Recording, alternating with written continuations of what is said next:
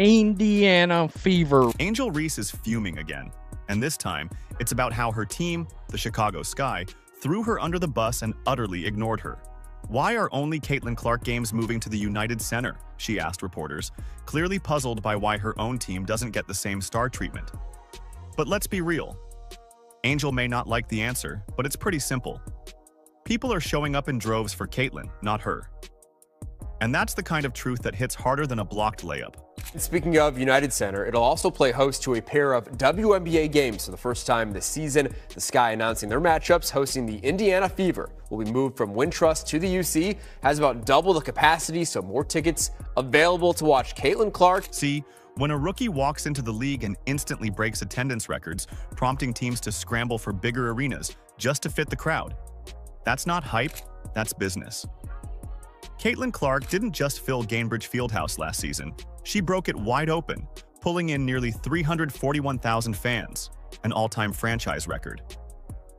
Meanwhile, the Chicago Sky, even with Angel Reese, didn't sniff that number.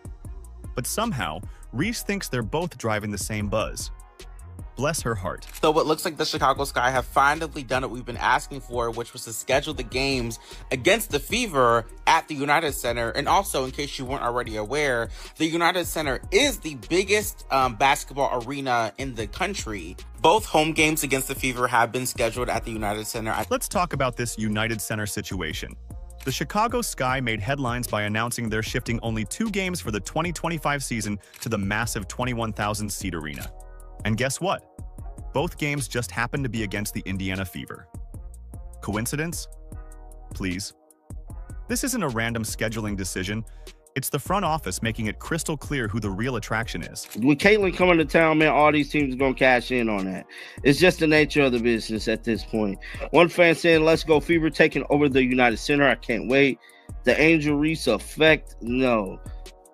They know better than to leave free money on the table when the face card comes to town. Yeah, man, because we remember last time Caitlin Clark was there, bro, the arena erupted. The Sky played the entire 2024 season at Wintrust Arena, which maxes out at a little over 10,000 seats. That includes every single home game Angel Reese played. Not once did they feel the need to move venues. Not even when Reese was supposedly lighting the league on fire with her rebounding dominance and TikTok stardom. But now that Caitlin Clark is coming to town, suddenly it's let's double capacity. It seems the Chicago Sky have had to move 2 of their home games to a larger facility, a larger basketball facility. I'm sure, no doubt, this is the Angel Reese effect. I've got no doubts, no qualms.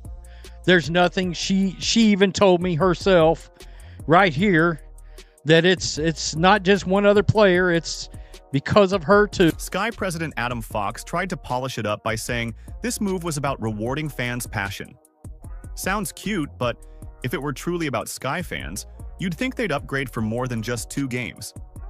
The truth is, it's not about rewarding anyone. It's about packing the house when Caitlin Clark steps onto the court. One of the hottest tickets in the WNBA, Caitlin Clark coming back to the city that she owns, coming back to Chicago after Chicago gave her such a warm welcome last year. They threw Barbie night for Caitlin Clark's arrival. They gave her pink towels.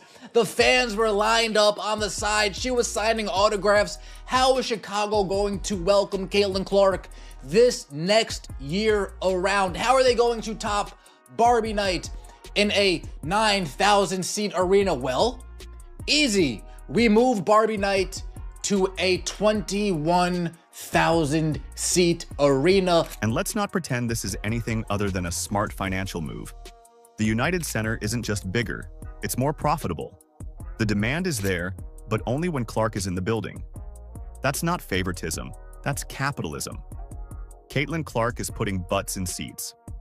Angel Reese, meanwhile, is still wondering why her average stat line isn't filling arenas. The league has spoken, and the numbers don't lie. This is the motion that the Indiana Fever / Caitlin Clark have. It's not just the Chicago Sky making bold venue decisions. Take a look around the WNBA, and you'll start to notice a very familiar trend. The Washington Mystics, Las Vegas Aces, Atlanta Dream, Dallas Wings, and Connecticut Sun have all made the same calculated move, shifting their matchups against the Indiana Fever to bigger arenas. And if you're wondering whether this is just some scheduling coincidence, it's not. This isn't about random dates or team rivalries. It's about one player, one name, Caitlin Clark. Caitlin Clark and Fever games getting moved to bigger venues on the road is normal at this point in time. We see it happen quite often whenever that Fever show comes to town. But in this case, it is interesting considering the opponent and considering the venue. And the response online? Well, let's just say fans aren't exactly subtle about what this really means. Social media lit up with questions and shade about why it's only Clark games getting the VIP treatment. People are starting to notice the obvious. Angel Reese's matchups aren't sparking the same level of excitement. Not a single one of her games has triggered a venue upgrade. And that's got fans asking, if Angel is truly just as popular as she keeps telling us, why isn't she getting the same star treatment? My goodness. America's team versus the team who has the person who is the scourge of society. Oh, God. Oh, man. Quote, they watch for me, too. Barbie night? Which one is Barbie night? You got to think one of the two is going to be Barbie night, right? Look at this. Laughing my ass off. Caitlin is really giving every single team a fundraising game. I am weak. My GOAT is simply different. The irony in all this is almost too much. All season long, Angel Reese went out of her way to position herself as Caitlin Clark's equal in both popularity and impact. She pushed the narrative that she was just as responsible for the WNBA's newfound attention. She even said people were tuning in for her, not just Caitlin. But clearly, someone forgot to tell the ticketing department. Because when it comes time to pack the house, all roads lead to Clark. Will be moving to the United Center.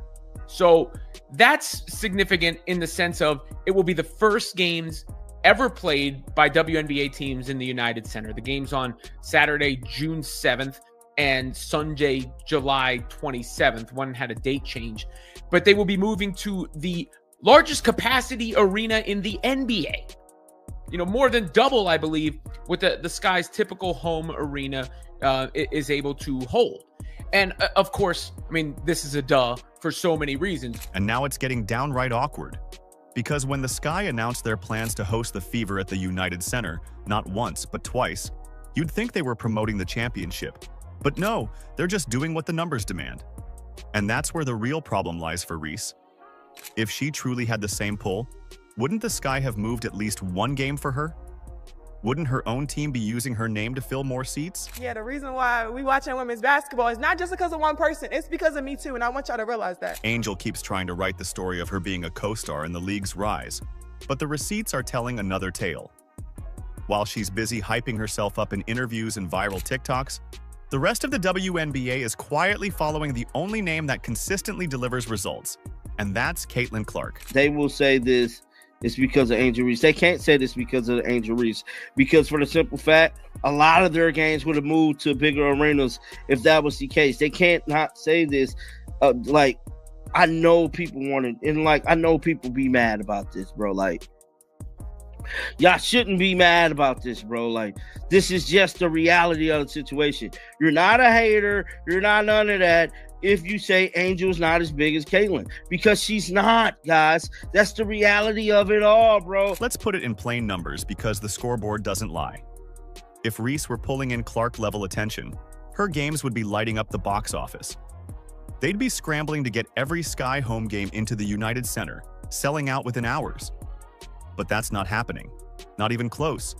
The arena stays put, and the crowd sizes stay average. Folks, last year, the Indiana Fever were in Chicago, and a lot of us were asking, why aren't they putting this in the big arena? Are they really that stubborn that they're ready to just turn away dollars just for a narrative? Seems as if they got their end of their year report, looked at the bottom line and said, you know what? Slam shut. In 2025, we're going to be in the United Center. Compare that to the Fever's home crowd stats, and it's game over. In 2024, Indiana didn't just break a record, they obliterated it, crushing the WNBA's previous single-season record by a jaw-dropping 36%. That old record? It had been standing strong since 2001, long before Angel was even thinking about NIL deals or pro contracts. Caitlin didn't just move the needle, she broke the entire gauge. And the Fever are going to be over 200,000 higher than the next highest total attendance in league history. Clarkonomics, my friend! And here's the reality. Indiana hit the 20,000 attendance milestone not once, not twice, but 3 times during that season. They packed arenas like it was a playoff series in July.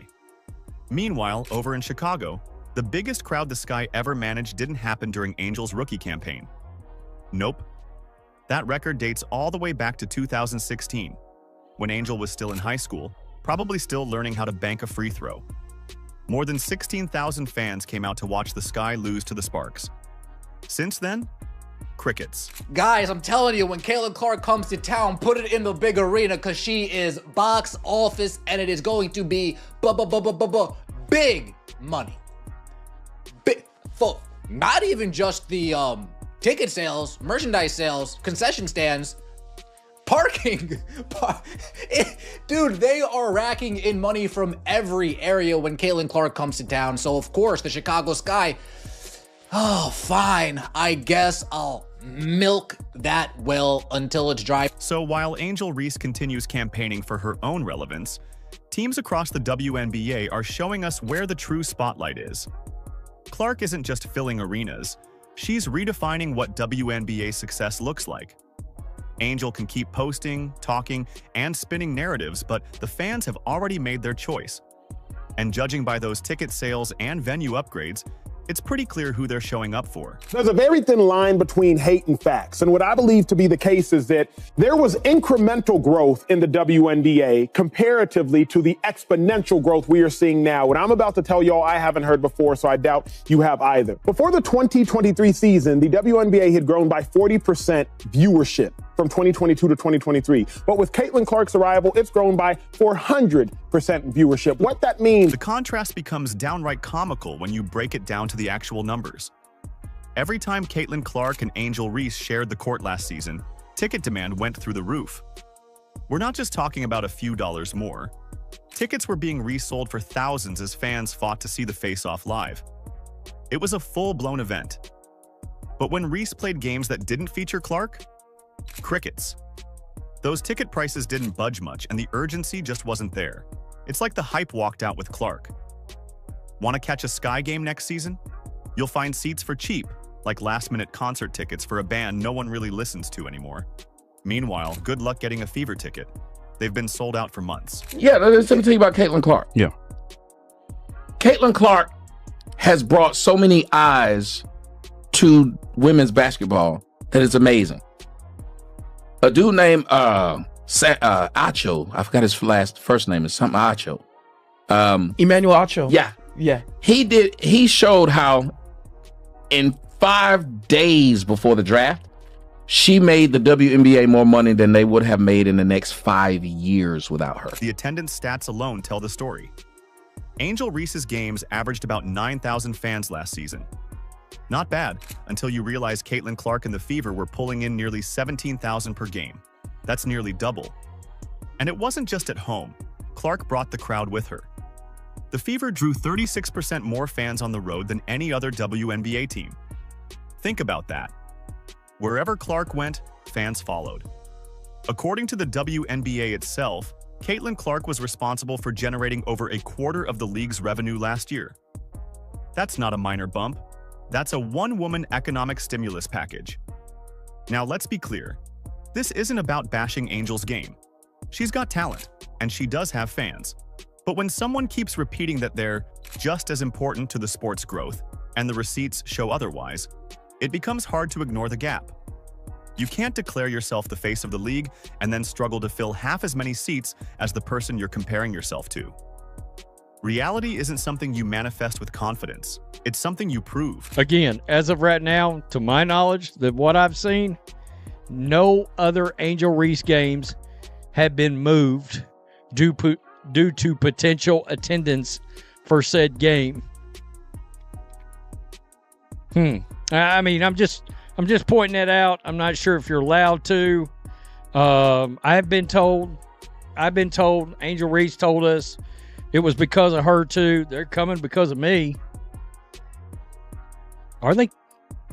Are they really? Chicago isn't playing favorites. They're playing smart. When your bottom line is at stake, you follow the dollars. And right now, those dollars are flocking to Caitlin Clark like moths to a flame. If one player can sell twice as many tickets and boost every team's revenue just by showing up, that's not favoritism, that's economics. I don't see other teams doing this for other players. They're doing it for Caitlin Clark because they know Caitlin Clark is bringing the bacon. She's bringing the bacon, but this is great. What started as a one-off by the Sky quickly revealed itself to be part of a much bigger movement. It's not just Chicago. The entire league is catching on. The Washington Mystics didn't just upgrade. They relocated their Fever game to Baltimore's CFG Bank Arena, which holds nearly 15,000 fans. Connecticut's Sun? They moved their showdown with Clark to Boston's TD Garden, where the Celtics play. These aren't coincidences. These are financial decisions fueled by the Caitlin Clark effect. The CC hype is real. Is this the Caitlin or Angel effect? Stop it. Caitlin Clark effect. GOAT. Let's go see what the Fever fans got to say. I mean, seriously, the Angel Reese effect. Sarcasm. Every venue CC plays in, the Caitlin Clark effect. And the best part? Clark predicted this shift almost a year ago. I'm surprised we're not playing at the United Center. I thought that would have been really good for the game and really good for all the women's basketball fans in Chicago. So maybe there's a conflict of some sort that I don't know about. Obviously, that's a little above my pay grade. But we're excited, one game at a time. After one of her games, she casually said that women's basketball could benefit from playing in bigger arenas. No ego, no demands. Just a sensible comment about what could help the game grow. Now, that offhand remark has turned into a blueprint teams across the league are scrambling to follow. The financial impact is wild. The 2 United Center games against the Fever aren't just good PR. They're worth an extra $4 million compared to what Wintrust Arena would bring in. That's $4 million from 2 games. For a league that's struggled with profitability for years, that's not a cherry on top. It's a financial lifeline. This isn't hype. This is math. And the math says Caitlin Clark isn't just changing women's basketball, she's saving it. Remember, the Washington Mystics also moved 2 of their games yesterday, too. I wonder if those were Angel Reese games. Oh, they weren't. They weren't Angel Reese games. They were Indiana Fever games. I mean, I don't know what to tell you. I didn't do it. When league executives examine these figures, they recognize a sustainable business opportunity rather than a fleeting trend. Franchises that previously operated on tight margins now have a clear pathway to financial growth. The pressing question isn't whether they should capitalize on Caitlin Clark's immense drawing power. It's how swiftly they can secure larger venues before competitors do. In stark contrast, Angel Reese's off-court ventures paint a different picture.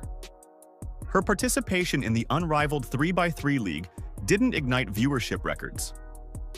While Clark's presence prompts venue changes across multiple cities, Reese's star power hasn't translated to comparable commercial success. She is just not a needle mover like Caitlin Clark is. Now, is she a great player? Yes, she is phenomenal.